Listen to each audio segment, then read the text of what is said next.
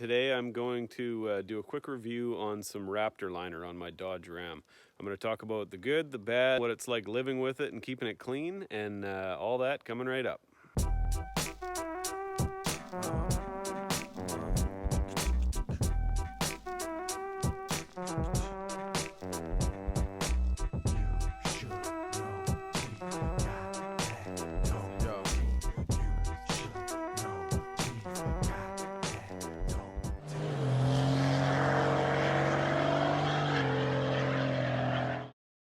Alright, so for those of you that are new to the channel, this is the truck that I'm talking about. This is my 96 Dodge Ram.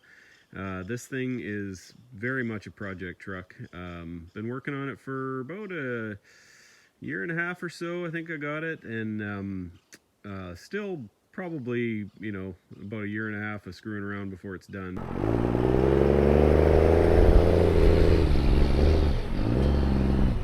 So I put this stuff on about a year ago, maybe a little more than a year ago. There was a big dent right here. I bought a stud gun and a dent puller and pulled that out. I'm gonna be putting like some 1/4-inch steel caps all along here, so I didn't really pay much attention to these. These stake holes are absolutely trashed. There was also a massive dent. You could pretty much put your whole hand. This whole area was just caved right in, and I was really careful with the dent puller and all that, and there's no more than about a 1/16 of an inch of Bondo. I think there might have been one little dip somewhere where it was about 1/8, but I really tried to get the metal out as far as I could.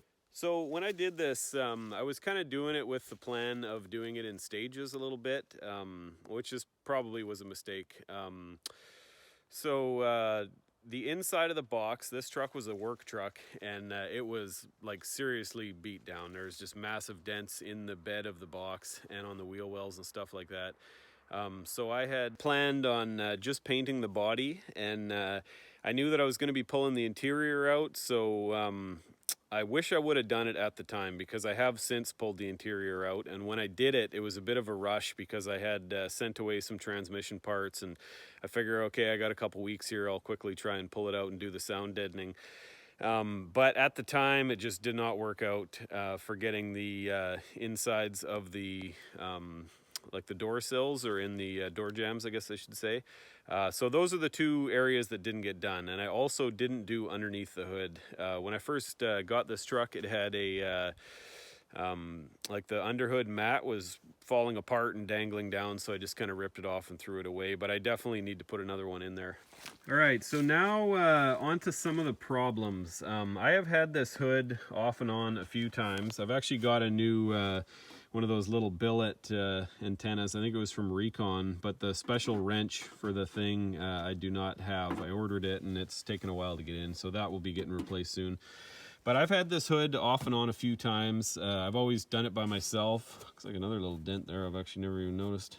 But it's a bit of a handful to pull this thing off by yourself. And setting it down, I tried to be careful, but because it wasn't painted right around the other side, I find that edges and corners like this have a tendency to chip. Here's another one.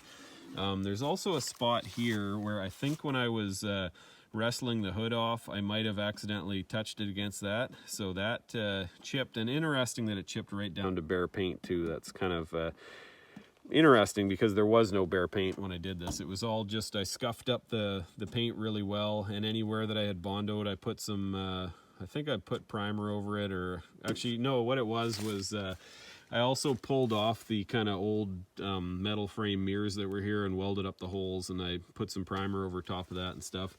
So again, here around the doors, because I didn't paint inside the door jambs, which was a 100% mistake. I thought that when I finally got around to doing the interior, I'd have all this time, and it just did not work out that way at all. So a bit of chipping around there too. Another thing, I had kind of suspected, with it being such a textured, thick coating, that it would cover some imperfections. So these old wheel well extensions, or whatever you want to call them, that dualies have, I kind of thought that this gap would get filled up a bit more. So back here, the gap was really wide. These things were kind of old and just sort of warped from the sun. So I kind of figured that I would fill this in with some fiberglass Bondo or body filler, And then once it got this tight, I just kind of had figured that it would sort of sort itself out. That again was a mistake, so don't expect too much coverage. I mean, it's amazing compared to regular paint, but also, you know, there's limits to it. And so when I go through and do the inside of the bed and all that, I'm gonna redo this with some fiberglass body filler. I'll do the insides of the door jambs, and I'll bring this down to bare metal a bit more around there and prime it and everything. So that will need to get done again. I'm just gonna show you guys a quick test. My dad, who's a mechanic, is not gonna like this test, but this is my 22mm hammer. So in areas where there's good coverage and there isn't like a sharp edge, or where you haven't not painted around it, I mean, it is durable. Like this is, I mean, you look at that, it's made some little marks, but I mean, when are you really doing that to a truck? You know, that's about as extreme as it's gonna get. For the most part, I might be just loading some stuff in here or putting my quad in the back or whatever.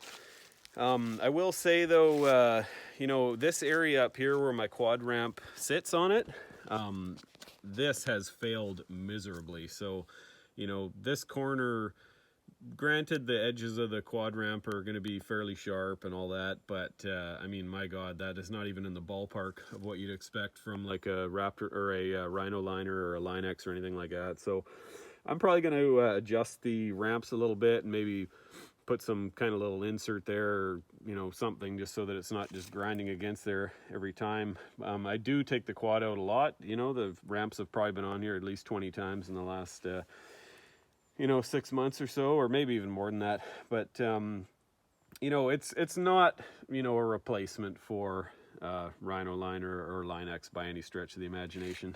And to be honest with you, that was a big draw really with why I got this in the first place, because it is very amateur friendly. You know, it's not like doing a paint job where everything's got to be, you know, way more perfect than this. I mean, there's a few areas, my first time doing it, and definitely made some mistakes, but there's a few areas where I'm gonna have to go back and clean it up a little bit. But you know, essentially the truck is covered, and, you know, it's durable. I can go out and get it dirty, and there's branches scraping down the sides, and I don't really care.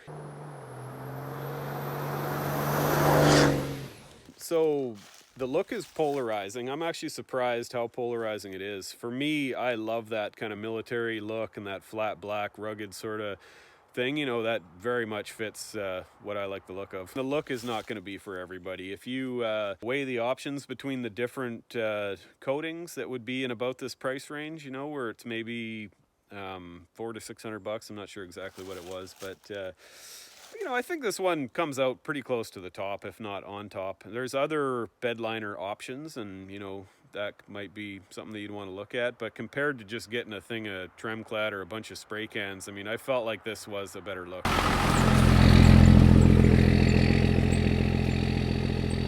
Namely because it does hide so many imperfections, and once it's on, it's on. There's not really a lot of sanding or clear coating or any of that kind of stuff to try and cover up your boo-boos. So overall, if I had to do it again, I would. The biggest thing that has taken some getting used to compared to a regular paint job is just keeping it clean. So I've owned I think three other black vehicles, and when they're new and they have a fresh wax job and all that, they look great. There's nothing better than a nice black paint job, but once they've been washed a bunch of times and they're all scratched up, they just look like crap, you know. So and it is a much more work to keep a black shiny vehicle looking good. So that was one thing that was a big draw for me on this, because I am planning on going out and using this, and actually I do go out and use it a lot in the bush, constantly on gravel roads and wet gravel roads where there's crap and sand and stuff sticking all over it. So that was also a big draw, just the simplicity of maintaining the overall look.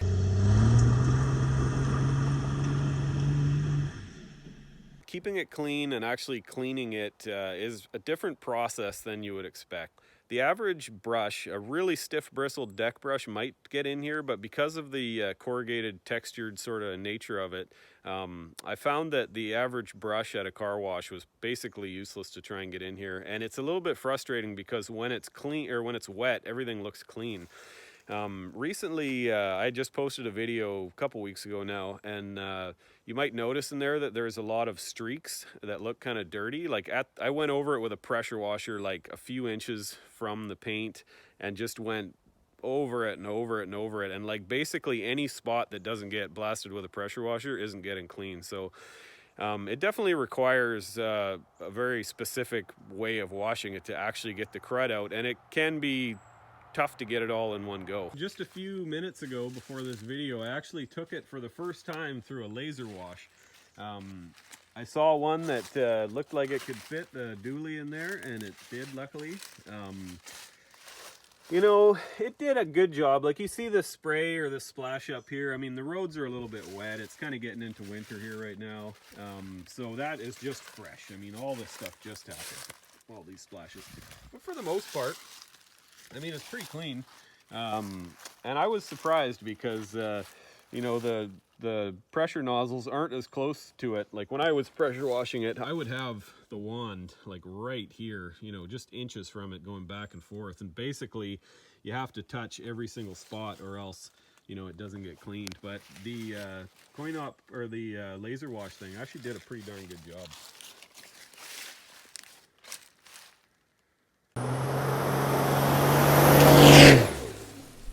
Hey, just want to say thanks for watching. It's been a couple weeks since I put something out. I've been in the shop like crazy, taking care of all sorts of loose ends on this thing, which is nice. It's starting to drive better and feel more like a proper truck should. Please like and subscribe. Thanks for watching. Have a good day.